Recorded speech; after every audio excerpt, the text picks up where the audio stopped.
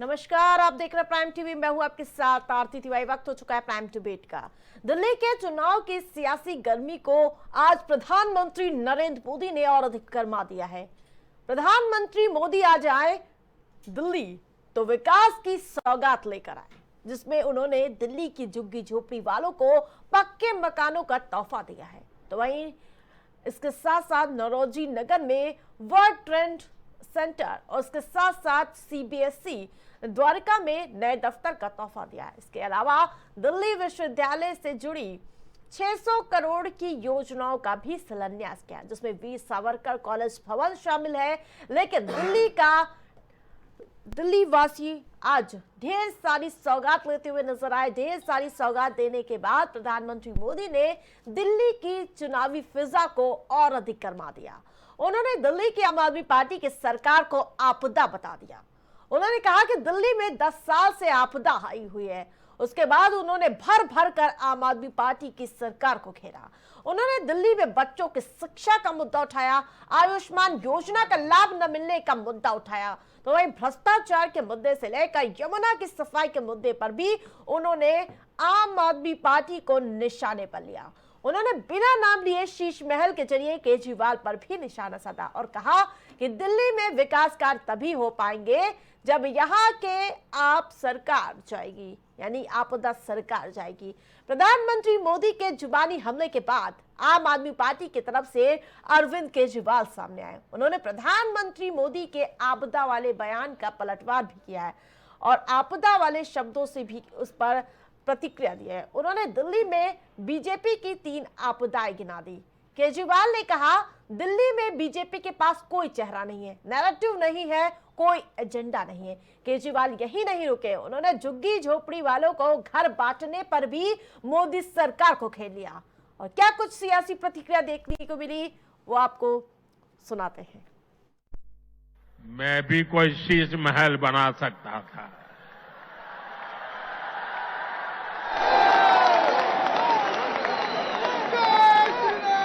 लेकिन मेरे लिए तो मेरे देशवासियों को पक्का घर मिले, यही एक सपना था। 2700 करोड़ रुपए का अपने लिए घर बनाने वाला, 8400 करोड़ रुपए के हवाई जहाज में घूमने वाला, 10 लाख रुपए के सूट पहनने वाला व्यक्ति, उसके मुंह से शीश महल की बातें अच्छी नहीं लगती। मैं व्यक्तिगत आरोप प्रत्यारोप में नहीं जाना चाहता, मैं गाली गलौज की राजनीति नहीं करता, मैं व्यक्तिगत आक्षेप नहीं करता। ये मैं भी कर सकता हूं, मैंने काम इतने किए हैं 10 साल के अंदर, मैं अपने कामों की राजनीति करना चाहता हूं, गाली गलौज की राजनीति मैं नहीं करता। तो अभी आपने देखा किस प्रकार से आज एक के बाद एक आरोप प्रत्यारोप का प्रहार देखने को मिला। आम आदमी पार्टी पर प्रधानमंत्री मोदी ने 10 बड़े प्रहार किए। जिस प्रकार से आम आदमी पार्टी पर हमला बोलते हुए प्रधानमंत्री मोदी ने कहा 10 साल से दिल्ली में बड़ी आपदा है, स्कूली शिक्षा को बड़ा नुकसान पहुंचाया गया, कट्टर बेईमानों ने घोटाले से दिल्ली को आपदा में धकेला, भ्रष्टाचार का महिमा मंडन करती है आम आदमी पार्टी सरकार। आपदा सरकार ने आप जो सरकार है दिल्ली में उसके पास कोई विजन नहीं है। और यही नहीं रुके प्रधानमंत्री मोदी, उन्होंने कहा कि यमुना की सफाई से वोट नहीं, इसलिए सफाई नहीं हुई। टैंकर माफिया के हवाले दिल्ली वालों की जिंदगी है।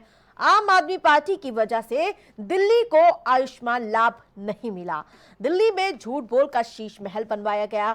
दिल्ली से आपदा जाएगी तभी काम हो पाएगा। ये बड़े प्रहार करते हुए नजर आए प्रधानमंत्री नरेंद्र मोदी। और दूसरी तरफ से पिच को संभालने केजरीवाल आए। उन्होंने बैटिंग करते हुए, सियासी बैटिंग करते हुए एक के बाद एक प्रहार किया।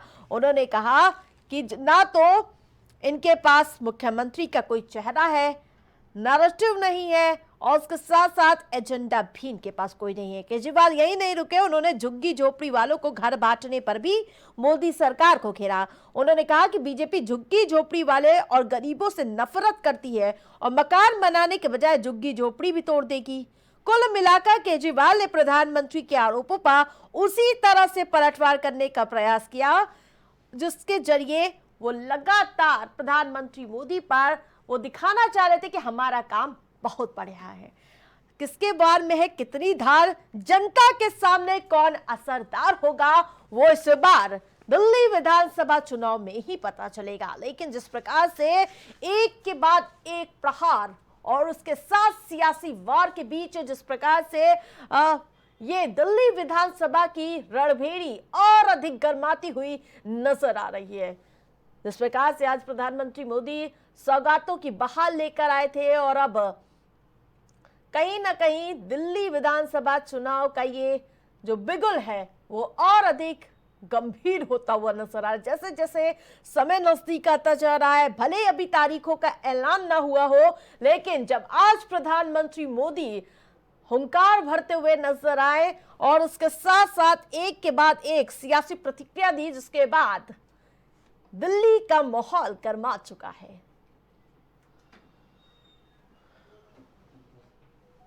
तो वहीं दिल्ली का मिशन, विपक्षी दलों को क्या टेंशन हो गई है, तमाम ऐसे सवाल है। लेकिन आपदा और शीश महल पर जो ये लड़ाई आ चुकी है, उस पर कहीं ना कहीं वार पलटवार देखने का दौर अब और सिलसिलेवार लगातार जारी रहेगा। एक तरफ आम आदमी पार्टी पूछ रही है, ना मुख्यमंत्री का चेहरा, ना एजेंडा, ना कोई नीति है, ना नियत है। आखिरकार किस आधार पर चुनाव लड़ना चाह रही है? अगर आपके सातों सांसद यहां पर मौजूद है तो आपने काम क्यों नहीं किया? तभी आपको इस तरह की बयानबाजी करना पड़ रहा है।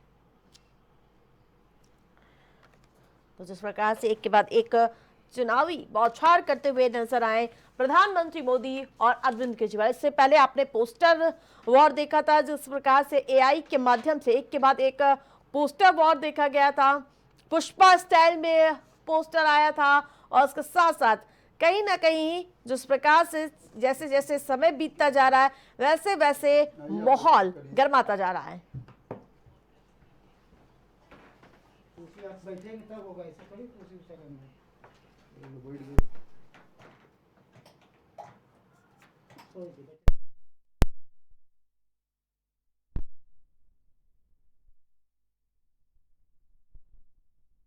जिस प्रकार से लगातार प्रधानमंत्री मोदी हमलावर नजर आ रहे थे, वहीं वो प्रतिक्रिया आपको सुनाई कि ना सीएम चेहरा ना एजेंडा। आखिरकार किस आधार पर चुनाव लड़ने के लिए, उसके साथ साथ जो नीतियों पर भी सवाल उठाते हुए नजर आए। केजरीवाल ने कहा कि दिल्ली में आम आदमी पार्टी की सरकार ने 10 साल में बहुत कुछ किया, लेकिन केंद्र में बीजेपी ने ऐसा कुछ नहीं किया जिनका जिक्र प्रधानमंत्री नरेंद्र मोदी ने अपने भाषण में कर सका हो। तो हमारे साथ पैनलिस्ट भी जुड़ चुके हैं, उनका परिचय कराती हूँ, फिर चर्चा की शुरुआत करती हूँ।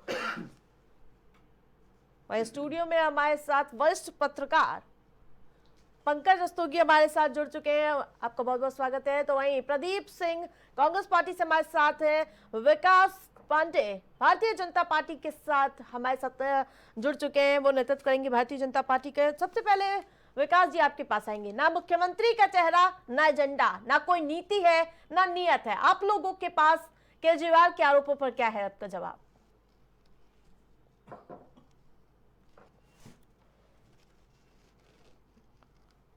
बहुत धन्यवाद। मेरी आवाज आ रही है? जी जी। देखिए, एक चेहरे पर कई चेहरे लगा लेते हैं लोग। हमारे पास प्रभु राम है, उनसे पूछिए जो दिल्ली की महिलाओं को ठगने के लिए, होली वाली दिल्ली की सीता जैसी जनता को ठगने के लिए एक नया चेहरा लगा करके सामने आ जाते हैं, अपने भ्रष्टाचार को छुपाने के लिए सामने आ जाते हैं।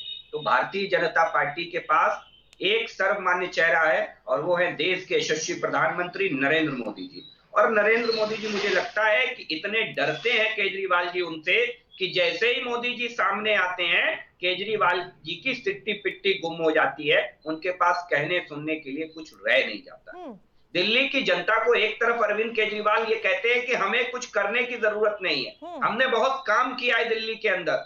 अगर दिल्ली के अंदर आपने काम किया है तो बताइए कि क्यों आपके मोहल्ला क्लिनिकों की हालत इतनी खस्ता हो गई कि आपको संजीवनी योजना लानी पड़ी। क्यों दिल्ली की महिलाओं के लिए आपको छलावा देने की जरूरत पड़ी और 1,000 रुपए महिला सम्मान के लिए आप देने की घोषणा करते हैं? क्यों आप दिल्ली के इमामों को पहले 10 साल से वेतन देते चले आए, जब आज आपको सत्ता बाहर जाती हुई दिखी अरविंद केजरीवाल जी को, तो दिल्ली के हमारे भोले वाले संतों को ठगने के लिए, हमारे पुजारियों को और हमारे ग्रंथियों को ठगने के लिए आप उनके लिए एक योजना लेकर के आए, जबकि 17 महीने से आप इमामों तक को तनख्वाह नहीं दे पा रहे थे। आज दिल्ली के अंदर जिस तरीके से विकास की गाड़ी को आगे बढ़ाया है देश के प्रधानमंत्री नरेंद्र मोदी जी ने, लगभग 4500 करोड़ की योजनाओं की का शिलान्यास और उद्घाटन किया है नरेंद्र मोदी जी ने। बड़ी बड़ी योजनाएं हैं, चाहे गरीबों को घर देने की बात हो, चाहे शिक्षा से जुड़ी यूनिवर्सिटी की बात हो, तमाम ऐसी योजनाएं थी नरेंद्र मोदी जी ने जो दिल्ली की सरकार को दी। इसके अलावा बहुत बड़ी घोषणा देश के, कहते हैं देश के इंफ्रास्ट्रक्चर की जब बात आएगी तो गडकरी जी का नाम भारत के इतिहास में स्वर्ण अक्षरों पे लिखा जाएगा। उन्होंने भी बड़े पैमाने पर घोषणा की है कि लगभग 17,000 करोड़ की परियोजनाएं दिल्ली के अंदर, चाहे दिल्ली कटरा एक्सप्रेसवे से कनेक्ट करने के लिए 2500 करोड़ रुपए का अर्बन एक्सटेंशन रोड 2 बनाने की बात हो, चाहे 2200 करोड़ से UER 2 दिल्ली देहरादून एक्सप्रेसवे को कनेक्ट करने से बनाने की बात हो, चाहे 3500 करोड़ रुपए की लागत से शिव मूर्ति से नेशनल मंडेला मार्ग के बीच में 5 किलोमीटर सुरंग बनाने की बात हो। अरविंद केजरीवाल क्या कर रहे थे पिछले 10 साल से? ये दिल्ली की जनता बहुत अच्छे से उन पर जवाब पहले दे दे। 27 करोड़ रुपए का अपने लिए घर बनवाया है, 84 रुपए करोड़ के हवाई जहाज पे तो वो चलते हैं, 10 लाख का सूट पहनने वाले अगर शीश महल की बातें कर रहे हैं तो उनके मुंह को शोभा नहीं देता, केजरीवाल कह रहे हैं। बड़ी हैरत होती है उन लोगों से मुंह से ऐसी बातें सुन के जो कहते थे वैगन आर से चलने वाले आज लग्जरी गाड़ियों से चल रहे हैं, जो कहते थे हम सुरक्षा नहीं लेंगे और वो सुरक्षा के तामझाम में चलने लगे। वही इमाम जब उनसे मिलने गए तो उनके सुरक्षा कर्मियों ने उन्हें बाहर धक्का दे दिया और भगा दिया। वो अरविंद केजरीवाल आज जब इस तरीके की बातें नरेंद्र मोदी जी के लिए कहते हैं, दिल्ली से ज्यादा सक्षम राज्य गुजरात के 10 साल से ज्यादा तक नरेंद्र मोदी जी मुख्यमंत्री रहे और वहां पर मिलने वाली अपनी तनख्वाह तक को वहां के चतुर्थ श्रेणी कर्मचारियों के बच्चों के लिए दान में देकर के चले आए। इस तरीके के आरोप लगा करके अरविंद केजरीवाल अपने काले कारनामों से ध्यान बटाना चाहते हैं। ठीक है, लौटेंगे विकास जी। जिस प्रकार से प्रदीप जी भी हमारे साथ जुड़े हैं, जिस प्रकार से आपने 10 सालों का कार्यकाल देखा होगा प्रदीप जी, आपने पहले आप लोगों ने केजरीवाल को फर्जीवाल बता दिया, राजद्रोही किसी ने बता दिया, और अब आपदा वाली सरकार वाले बयान पर क्या कहेंगे आप? देखिए, सरकार दिल्ली की सरकार हो या देश की सरकार हो, आम आदमी पार्टी हो या भारतीय जनता पार्टी हो, ये दोनों एक ही थाली के चट्टे बट्टे हैं। निश्चित तौर पर आम आदमी पार्टी, भारतीय जनता पार्टी की बी टीम है। आप ये देखिए, आप दिल्ली के विकास की बात कौन कर रहा? जो कांग्रेस की सरकार में जो हॉस्पिटल खुले, जो सारी सुविधाएं थी, आज वो कहाँ पे? जो फ्लाईओवर थे सारी कांग्रेस की सरकार में बने। आज जो मोहल्ला क्लिनिक की बात हो रही, मोहल्ला क्लिनिक की दुर्दशा आप देख रही हैं। और इतना ही नहीं, आप देश में भारतीय जनता पार्टी की सरकार है, आप सारे के सारे सांसद आपके हैं वहां पर, और स्थितियां क्या हो रही हैं? स्थितियां, आप ला नाटक इसके पास है, ला नाटक नाम पे दिल्ली आज अपराध की नगरी बन गई है। और इतना ही नहीं हो रहा है कि आप विकास के नाम की जब बात, इससे पहले सारे के सारे नगर निगम भारतीय जनता पार्टी के पास थे, और क्या दुर्दशा दिल्ली की इन्होंने कर दी, और ये जग जाहिर है, पूरे देश में सभी को पता है। निश्चित तौर पर आज जब केजरीवाल जी, जब इनकी सरकार नहीं थी, तो कूड़े के ढेर के तालिका को हटाने की तमाम तरह की बातें करते थे, लेकिन आज वो तालिका आज उसी तरह वहां पे मौजूद है। वहां के आम लोगों के लिए आज साफ पानी की व्यवस्था आज भी नहीं है, या आज भी आज उतनी ही गंदी है जितनी पहले गंदी थी। तो निश्चित तौर पर ये विकास के मुद्दों पे चर्चा नहीं होने वाली है। एक दूसरे पर आरोप लगाते हुए चुनावी एजेंडे को एक दूसरे के बीच में रखने की कोशिश है। विकास के मुद्दे से ना भारतीय जनता पार्टी का कोई लेना देना है, ना आम आदमी पार्टी का कोई लेना देना है। विकास के मुद्दे पर निश्चित तौर पर अगर दिल्ली में कोई लड़ रहा है तो कांग्रेस लड़ रही है। ठीक है, प्रदीप जी रुकना चाहूंगी। जिस प्रकार से भी आप कह रहे थे कि आम आदमी पार्टी भारतीय जनता पार्टी की बी टीम है। और अभी कुछ दिन पहले जब राष्ट्र विरोधी और कैसे तमाम फर्जीवाल जैसे तमाम आरोप लगे थे, तब यही आरोप आम आदमी पार्टी लगा रही थी कि भाई कांग्रेस पार्टी के लिए फंडिंग कर रही है, वही प्रत्याशी बता रही है। और यही कुछ दिन पहले और चले जाए 6 महीने तक के तो आप दोनों ही हाथ में हाथ लेकर मिलाते हुए जा रहे थे लोकसभा चुनाव में। आप जवाब दे दीजिए। नहीं, निश्चित तौर पर हम ये कह रहे हैं कि देखिए, अब जब राष्ट्रीय स्तर पर चुनाव की प्रदेश की बात होती है तो निश्चित लाइक माइंडेड पार्टियों को एक मंच में लाने की कोशिश होती है। लेकिन आज जब दिल्ली की बात हो रही है तो जिस तरीके से जो एक्ट कर रहे हैं, उनके विधायक एक्ट कर रहे हैं, सरकार जिस तरह एक्ट कर रही है, तो जो वादे दिल्ली की जनता से उन्होंने किए थे, क्या वो डिलीवर हो रहे हैं? क्या उन मुद्दों पर चर्चा हो रही? क्या निश्चित तौर पर इस तरीके से कहीं न कहीं चुनाव के ध्रुवीकरण की कोशिश हो रही है। और कांग्रेस दिल्ली के आम नागरिक के बुनियादी मुद्दों पर बात कर रही है। हम निश्चित तौर पर बुनियादी मुद्दों, पूरे चुनाव को बुनियादी मुद्दों पर लेके जाएंगे। ये लाख ध्रुवीकरण की कोशिश करते रहे, निश्चित तौर पर कांग्रेस पार्टी दिल्ली प्रदेश के आम नागरिक के पक्ष की बात। ठीक है, लौटेंगे। पंकज जी भी हमारे साथ जुड़े हुए हैं। पंकज जी, आप पूरी स्थिति देख रहे हो, पहले फर्जी वोटर से इश्क है और ऐसे ये आप पोस्टर देख रहे होंगे, कल तक के ये चल रहे थे।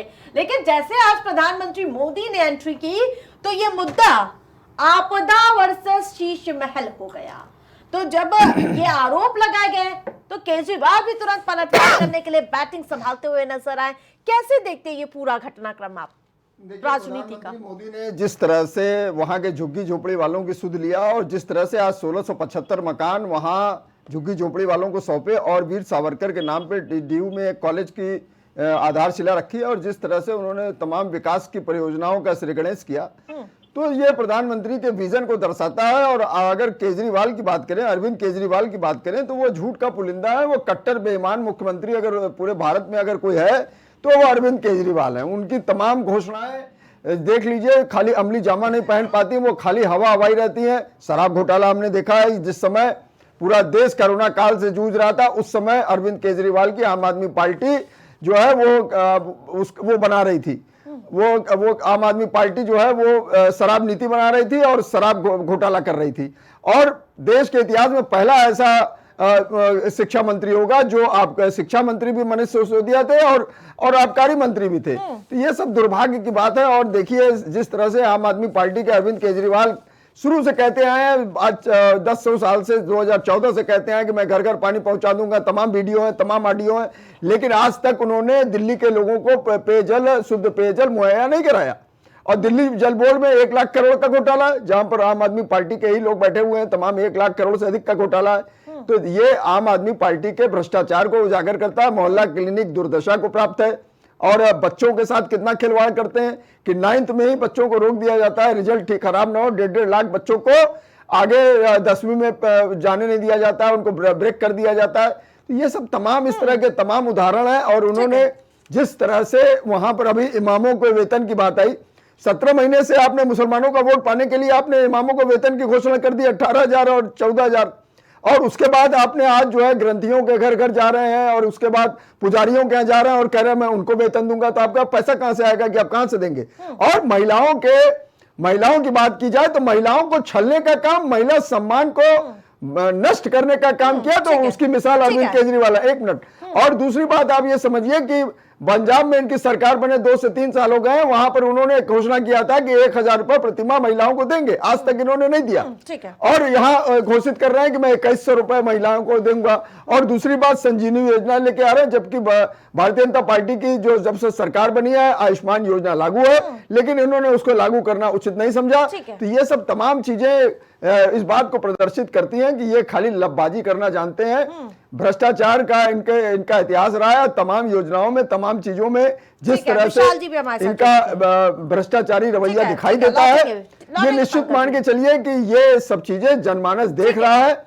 और जिस तरह से वहां पर यमुना प्रदूषित है, 9,000 करोड़ रुपए सेंट्रल गवर्नमेंट देती है यमुना के, उसके लिए इन्होंने कुछ नहीं किया। एक्वाई इंडेक्स देख लीजिए, हर साल बढ़ता रहता है। इस साल अभी जाड़े का दिन चल रहा है, एक्वाई इंडेक्स 500 के 700 के करीब पहुंच चुका है। तो ये सब ये बात को दिखाता है कि इनको विकास से कोई लेना देना नहीं है। बहुत बहुत स्वागत है विशाल जी। गंभीर आरोप लगाए गए हैं। 10 साल से दिल्ली में आपदा वाली सरकार है, यमुना की सफाई से वोट नहीं तो सफाई से ले नहीं हुई, ऐसे तमाम फेहरिस्त हैं आरोपों की। कट्टर बेईमानों ने घोटालों से दिल्ली को आपदा में ढकेल दिया। क्या जवाब देंगे इस पे? जी नमस्कार।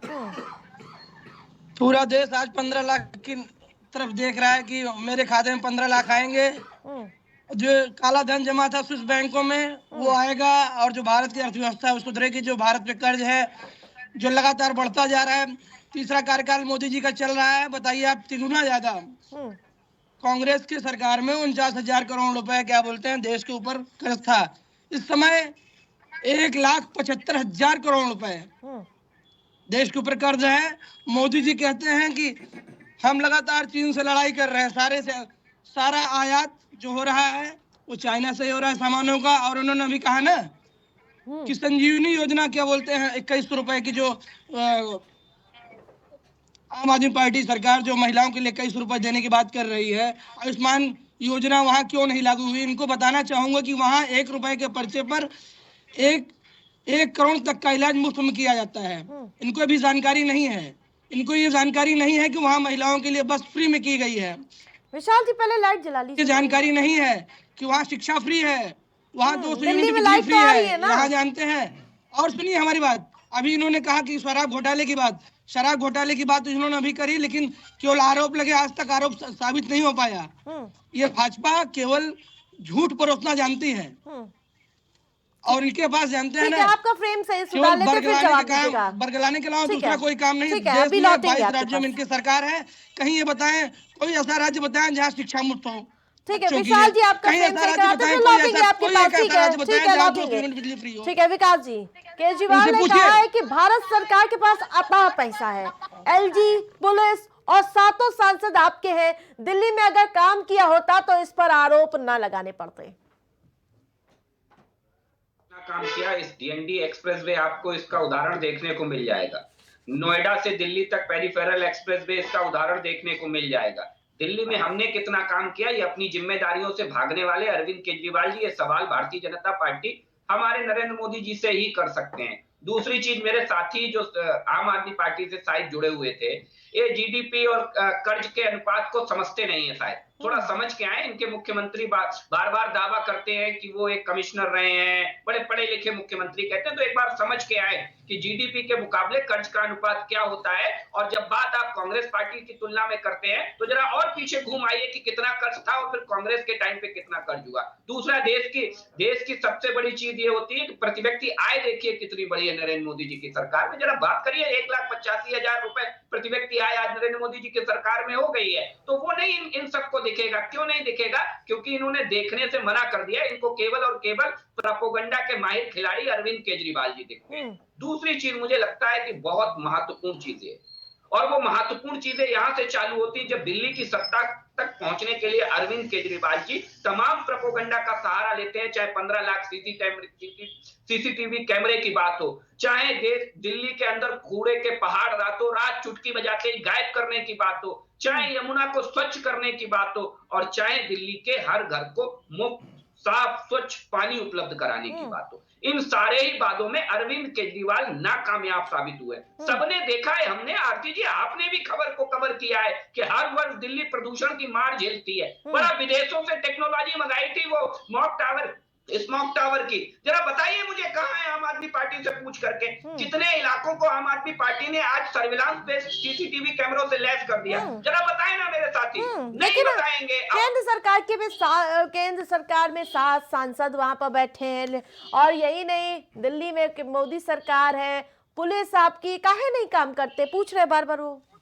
अरे यही तो मैं कह रहा हूं आपको कि हम काम नहीं कर रहे होते तो दिल्ली में 1675 गरीब झुग्गी झोपड़ी वालों को हम टावर नहीं दे रहे होते। आरती जी कैसी बात कर रहे हैं? अपनी नाकामियों से भागने के लिए आज आप दुनिया भर का प्रोपेगेंडा रच रहे हैं। ढंग से जिनसे मोहल्ला क्लिनिक नहीं चलाए गए, घोटालों की भेंट चढ़ा दिया जिसने मोहल्ला क्लिनिक को, वो आज संजीवनी योजना ला करके जनता को मूर्ख बनाने का, दिल्ली की भोली वाली जनता को दोबारा मूर्ख बनाने की कोशिश कर रहे हैं। दिल्ली के अंदर केंद्र की कई योजनाएं हैं जो दम तोड़ गई। तो प्रधानमंत्री प्रधानमंत्री आयुष्मान योजना, आयुष्मान भारत योजना, बहुत बड़ी योजना, देश में लाखों लोग, करोड़ों लोग उस योजना से लाभान्वित हुए, लेकिन अरविंद केजरीवाल की हठधर्मिता ने उस योजना का लाभ दिल्लीवासियों को नहीं मिलने दिया। ठीक है प्रदीप जी, जैसे आप देख ही रहे कि वो पूरी तरह से खींचतान, मैंने हमको ये नहीं किया, तुमने ये नहीं किया, ये पूरी तरह से ये रण तो छिड़ गया है, लेकिन जनता के मुद्दों की कौन बात करेगा? क्योंकि फ्री में तो कुछ नहीं होता। सुप्रीम कोर्ट भी फटकार लगा चुकी है कि भाई फ्री दोगे लेकिन लाओगे कहां से पैसा?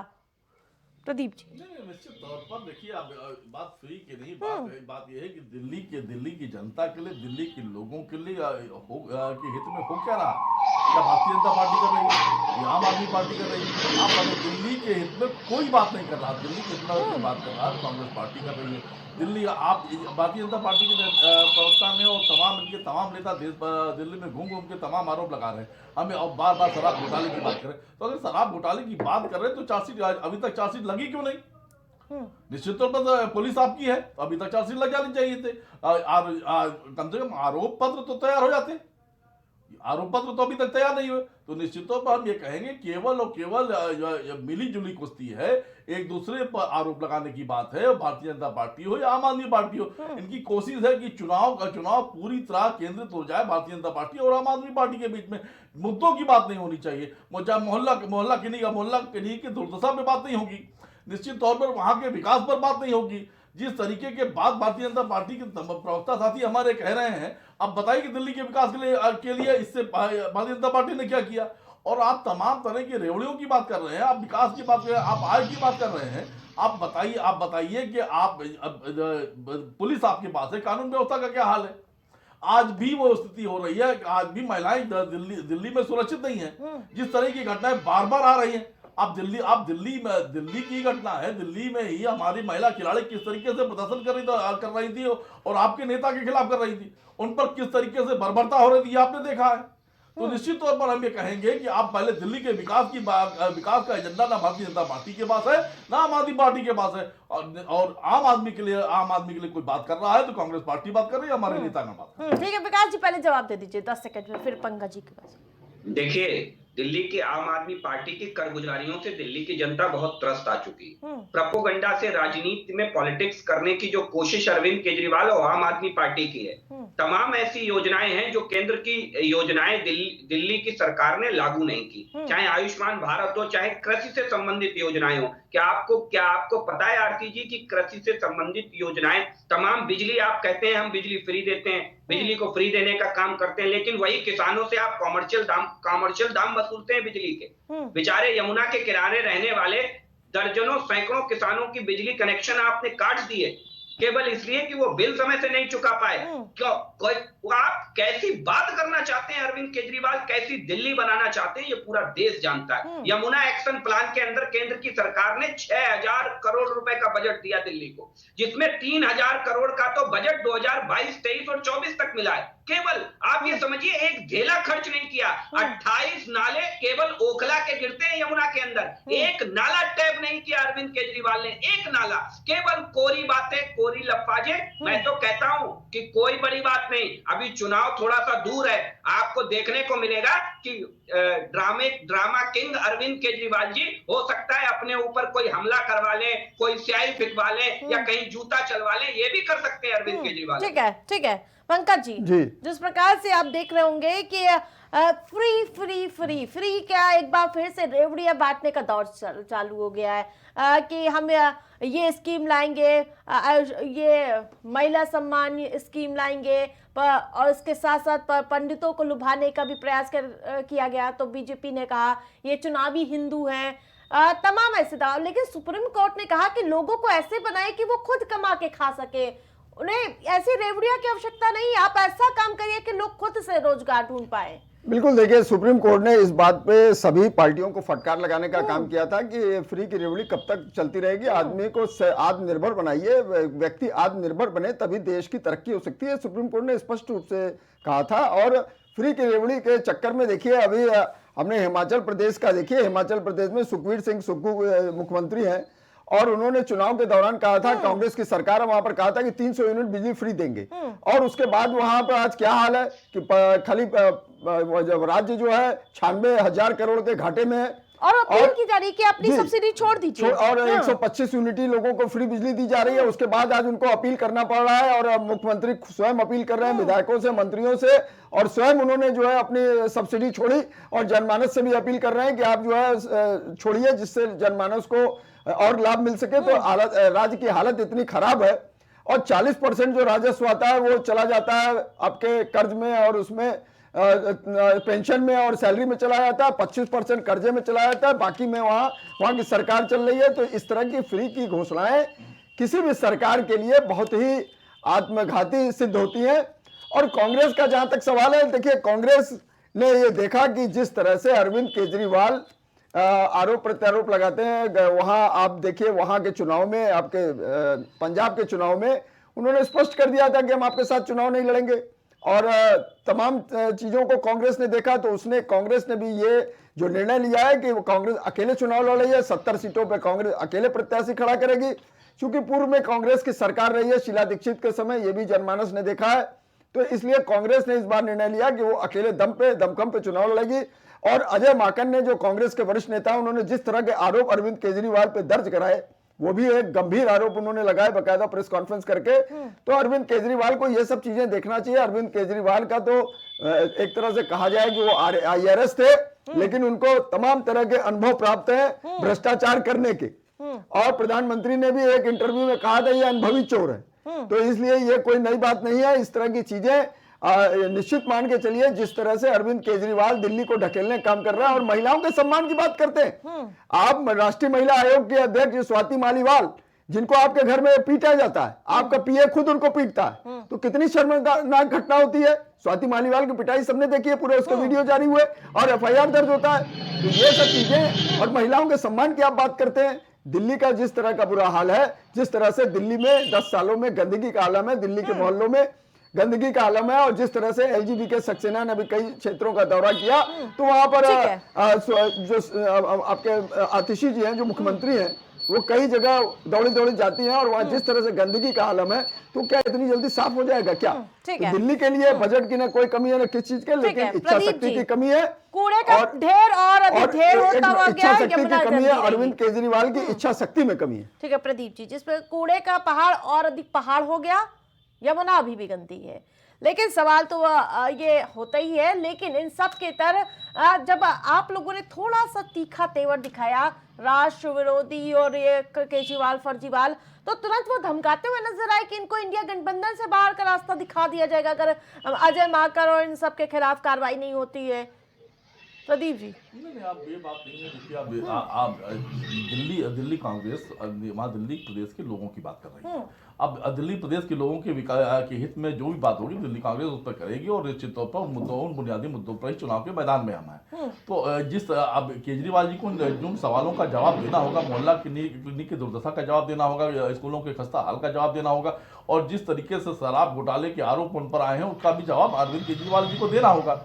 इन सवालों का जवाब अब कांग्रेस मांग रही है, तो जनता के हित में मांग रही है। और तमाम तरह की बातें भारतीय जनता पार्टी तमाम तरह के आरोप केजरीवाल जी पर लगा रही है। तो उन्हें भी बताना होगा जिन प्रदेशों में उनकी सरकारें वहां पर रेवड़ियां बढ़ रही नहीं बढ़ रही। जहां तक कर्जे की बात हो रही है, कर्जे आप अडानी का कर्जा माफ कर सकते हैं, लेकिन किसानों का और आम लोगों के बिजली में सब्सिडी मिल रही, इस पर आपको बड़ी चिंता हो रही है। आपके पेट में लगातार दर्द हो रहा है। उनका कर्जा माफ होने में आपको दिक्कत हो रही है, अडानी का कर्जा माफ होने, अंबानी के कर्जा माफ करने में आपको कोई आपत्ति नहीं होती है। तो निश्चित तौर पर इन सवालों का जवाब भारतीय जनता पार्टी को देना होगा। और जिस तरीके से ये चुनाव दिल्ली की जनता के लिए, दिल्ली की जनता के हित में होगा, और कांग्रेस इन मुद्दों के साथ चुनावी मैदान में है। ठीक है विकास जी, अगर किसानों का कर्जा माफ हो जाता है, अगर किसानों को राहत मिल जाती है और अडानी अंबानी को लगातार आप लोग राहत देते रहते, तो दिक्कत काहे की है? किसानों को कहाँ राहत मिल रही है, ये बड़ा सवाल है। अडानी अंबानी पर सवाल उठाने वाले जरा अपने गिरेबान में एक बार झांक करके देख लें। गहलोत उन्हें बगल में बैठाल करके फोटो खिंचाते हैं और हजारों करोड़ का इन्वेस्टमेंट ले लेते हैं। भूपेश बघेल उनकी शान में कसीदे करते हैं तब कोई दिक्कत नहीं कांग्रेस पार्टी को होती है। तो कांग्रेस पार्टी के नेताओं का दोहरा चरित्र तो जग जाहिर होता ही रहता है। अरविंद केजरीवाल जी को लेकर के सबसे बड़े सवाल तो कांग्रेस पार्टी के नेता ही उठा रहे हैं। भाई भारतीय जनता पार्टी के नेता तो उठाते ही हैं, क्योंकि हमारी तो रायबरेली पार्टी है। आप तो एक साथ खड़े होकर के एक थाली में खाया लोकसभा पर, और फिर आप उसी थाली में छेद करने पर सब लोग तुल गए। तो मुझे पहले आपस में ये तय कर लें कि इनका आखिर विजन क्या है। केवल जनता को ठगना और जनता को गुमराह करना ही इन राजनीतिक दलों का विजन है, तो वैसा बता दें प्रदीप सिंह जी या आम आदमी पार्टी के प्रवक्ता। दूसरी चीज देखिए, दिल्ली जो मूलभूत समस्याएं, बहुत बड़ी बात कही हमारे वरिष्ठ पत्रकार पंकज जी ने। जब दिल्ली कोरोना में जूझ रही थी तो अरविंद केजरीवाल जी शराब की होम डिलीवरी करा रहे थे, लेकिन दवाइयों की होम डिलीवरी छोड़िए, दवाइयों का टोटा पड़ गया था इस दिल्ली के अंदर। तब आप केंद्र सरकार के आगे हाथ फैलाते नजर आए। 4000 करोड़ रुपए अमित शाह जी को उतरना पड़ा था मैदान में। अमित शाह जी उतरे थे तब कोरोना में कितनी राहत मिली थी, ये भी याद करिए। ठीक है विशाल जी को भी बीच में लाना चाहूंगी। ठीक है विशाल जी, कोरोना काल में अमित शाह जी जब ग्राउंड पर आए तब पूरी स्थिति काबू हो पाई थी, और आप कह रहे हैं कि मोहल्ला क्लिनिक से हमने बहुत राहत पहुंचा दी। हम इन भाजपाइयों के लिए कहना चाहेंगे विशाल जी, बर्बाद गुलिस्ता करने को बस एक ही उल्लू काफी है। हर डाल पे उल्लू बैठा हो, अंजाम गुलिस्ता क्या होगा।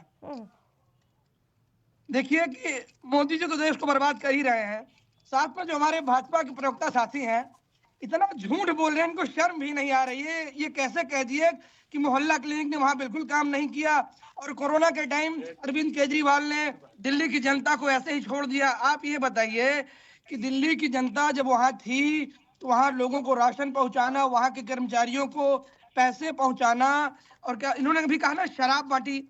अगर शराब बांट रहे होते, जानते हैं जो इन्होंने फर्जी आरोप लगाए अब तक सिद्ध हो गए होते। हमारे 50 से अधिक विधायकों को उन्होंने फर्जी तरीके से जेल भेजा। हमारे शिक्षा मंत्री जो कि टॉप 10 के जो वर्ल्ड क्लास के स्कूल है जिसमें 4 स्कूल आते हैं, दिल्ली के सरकारी स्कूल, मनीष सिसोदिया जी को भी जेल भेजा, वो भी फर्जी मुकदमे में 16 महीने तक। हमारे राज्यसभा सांसद संजय सिंह को जेल भेजा, अरविंद केजरीवाल को उन्होंने भेजा, और लेकिन आरोप आज तक साबित नहीं कर पाए। ये जानते हैं, ये चाहते हैं कि जितना भी फायदा हो वो अडानी अंबानी को हो, देश की गरीब भोली भाली जनता को ये फायदा नहीं पहुंचाना चाहते। इनको आप लोग पहुंचा दीजिए ना। सुनिए पहले मेरी बात सुनिए आरती जी। इनको ये अच्छा नहीं लगता कि देश का पैसा गरीबों के बीच जाए। ये अभी हमारे सांसद जी ने कहा ना कि मोदी अडानी भाई भाई देश बेचकर खाए मलाई। 2200 करोड़ रुपए की महंगी बिजली जानते हैं ना, ये देश की जनता को देना चाहते हैं। ये नहीं चाहते हैं कि दिल्ली की जनता जो 200 यूनिट फ्री पा रही है वो उसको मिले। अभी इनके सांसद मनोज तिवारी ने कहा कि हमारी सरकार बनती है तो जो अरविंद केजरीवाल सुविधाएं दे रहे हैं इसका 5 गुना सुविधा हम देंगे। जब ये फ्री, एक तरफ कहते हैं कि दिल्ली में अरविंद केजरीवाल फ्री की रेवड़ियां बांट रहा है, दूसरी तरफ विशाल जी मैं रोकना चाहूंगी। ठीक है रोकना चाहूंगी, अभी मेरे भी कुछ सवाल है। क्या यमुना, आप बिल्कुल हमारे प्राइम टीवी के माध्यम से बताइए, क्या यमुना साफ हो गई? 9,000 करोड़। ठीक है, क्या झुग्गी झोपड़ी की जगह स्थायी घर हो गए? क्या सभी के कच्ची कॉलोनी की मूलभूत सुविधा उपलब्ध हो गई? क्या आप बता दीजिए प्लीज। कूड़े के ढेर पूरी तरह से साफ हो गए एमसीडी में, आपने यही दावा किया था। यमुना की सफाई की बात करी आपने कभी ये बताइए कि यमुना की सफाई जो हो रही है वो किसके अंतर्गत आएगी? ये दिल्ली राज्य के अंतर्गत या क्या बोलते हैं देश के अंतर्गत? इसका बजट कौन पास करेगा? जब आप लोग चुनाव में जाते हैं, जनता से वादा करते हैं, तब ये नहीं सोचते हैं। 9,000 करोड़ रुपए दिल्ली सरकार को दिए थे कि आप यमुना की सफाई के लिए, और मांगे गए थे कि दिल्ली सरकार द्वारा, और 9,000 करोड़ रुपए कर दिए। तो ये भी आप जान लीजिए 9,000 करोड़ रुपए बहुत बड़ी रकम है। साफ पानी क्या पहुंच गया दिल्ली में?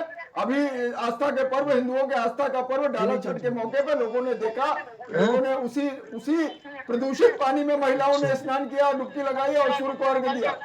ये केजरीवाल धर्मिता को प्रदर्शित करता है। बहुत बड़ा मेला ये महाकुंभ लगने जा रहा है। गंगा की सफाई मैं मोदी जी कहते हैं मैं माँ गंगा का बेटा हूँ, लेकिन अभी आप देखेंगे यहाँ का पानी नहाने लायक बिल्कुल नहीं है। नाले का पानी लगातार क्या बोलते हैं इसमें बहाया जा रहा है, आचमन तक के काबिल नहीं है। ये गंगा की सफाई पे कभी बात नहीं मुझे करेंगे। लग रहा है प्रयास माइंड इनको डाइवर्ट जानते नहीं हैं, गंगा जो पानी ना है, डिबेट जब आप डाइवर्ट इससे होगा। कोई इनकार नहीं कर सकते। और ये महिला सम्मान की चाहे बात जहां कर आप देख लीजिए, गंगा के पानी में कोई पहलवानों ने पवित्रता इतना में कोई बड़ा कमी नहीं। आंदोलन यमुना किया, में झाग ये अभी भी इनको नहीं दिखा। मौजूद है, यमुना अभी इनको भी फातिमा वाली साफ दिख नहीं गई। है, कूड़े के ढेर और ढेर होते जा रहे हैं। इस पर जवाब दीजिए जी हाँ, यमुना जी जी हाँ, पे। जी हाँ। स्मोक टावर, सीसीटीवी कैमरे। विशाल जी। हेलो, हाँ विशाल जी, फिर से सवाल करें। क्या यमुना की सफाई हो गई? क्या कूड़े के ढेर पूरी तरह से साफ हो गए? दिल्ली से सभी के घर में शुद्ध पानी पहुंच गया? इसके पहले एमसीडी लगातार भाजपा के कब्जे में थी। इस बार से एमसीडी का चुनाव हमने जीता और एमसीडी का चुनाव जीतने के बाद हमारे अरविंद केजरीवाल साहब ने कहा कि हम क्या बोलते हैं, जो कूड़े के ढेर हैं उनको हटाया जाएगा, जो पहाड़ बना है उसको कम किया जाएगा कूड़े के ढेर का, और लगातार उस पर काम चल रहा है। और ये देखिए, जो आप 15 सालों में नहीं खत्म कर पाए उसको आप 1 साल में नहीं खत्म कर सकते, वो धीरे धीरे ही खत्म होगा। और बात रही यमुना की सफाई, उस पर भी काम किया जा रहा है। और जानते हैं, ये प्रयास केवल दिल्ली सरकार का ही काम नहीं है, ये केंद्र का भी काम है और जनता का भी एक मौलिक कर्तव्य बनता है कि उसकी सफाई में हम अपना योगदान दें। पंजाब में तो ये आपने भाजपा ही जानते हैं ना, महिलाओं को पैसे जो देने के लिए कहा था, आज तक के नहीं मिला। जी महिलाओं की बात, महिलाओं को 21 रुपए का जो वादा किया गया है उसका पंजाब में शुरू दे हुआ है। दीजिए ना पहले। जी पंजाब की महिलाओं को आज तक कुछ नहीं मिला। पंजाब की महिलाओं को आज तक कुछ नहीं, उसके लिए भी काम किया जा रहा है।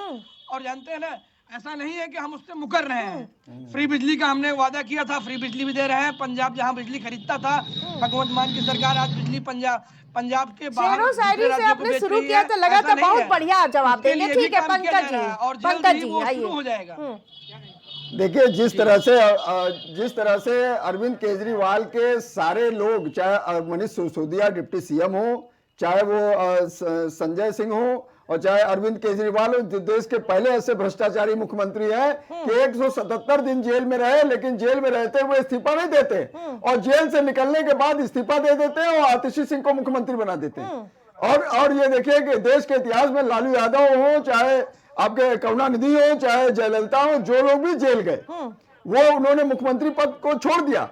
लेकिन अरविंद केजरीवाल की पदलोलुपता इतनी थी कि वो जेल में रहते हुए भी उन्होंने पद नहीं छोड़ा और जेल से निकलने के बाद पद छोड़ देते हैं। तो अरविंद केजरीवाल का जिस तरह का भ्रष्टाचारी रवैया है वो दिल्ली की जनता देख रही है। और दूसरी बात, अभी जैसा कह रहे थे, देखिए तमाम आरोप की बात आप करते हैं तो आरोप तो सिद्ध करना, और ये तो कोर्ट से सारे लोग जमानत पे हैं, चाहे सत्येंद्र जैन हो, चाहे मनीष सिसोदिया हो, चाहे संजय सिंह हो, चाहे अरविंद केजरीवाल हो, सारे लोग ईडी सीबीआई के रडार पे हैं, उसी के द्वारा मुकदमे दर्ज कराए गए हैं और कोर्ट ने ही उनको जमानत दिया। कोर्ट ने कोई क्लीन चिट नहीं दे दिया, कोर्ट ने कोई क्लीन चिट नहीं दे दिया कि आप बरी हो गए। ठीक है, वो तो ट्रायल चल रहा है, उसमें जो निर्णय आएगा। ठीक है, सीएम आतिशी के खिलाफ अलका लांबा को आप लोगों ने उतार दिया है, 2 महिलाओं की भिड़ंत। प्रदीप जी, अलका लांबा जी कांग्रेस की बड़ी नेता है और विद्यार्थी राजनीति से निकले हुए नेता है। अभी तमाम तरह की बात, अभी कोरोना पे बड़ी लंबी लंबी चर्चा हो रही थी, जहां पे बैठकर हम इस पर चर्चा कर रहे हैं, उसके बगल में गोमती है, लाशों का ढेर लगा हुआ था, लाशों का ढेर। और आज जब आपके रिपोर्टर वहां जाते थे उसे कवर करने के लिए, तो टीन सेट से उसे घेर दिया गया था और आपकी गिरफ्तारियां हो रही थी। और इतना ही नहीं, ऑक्सीजन सिलेंडर 1.5 लाख रुपए में यहाँ पे बिका।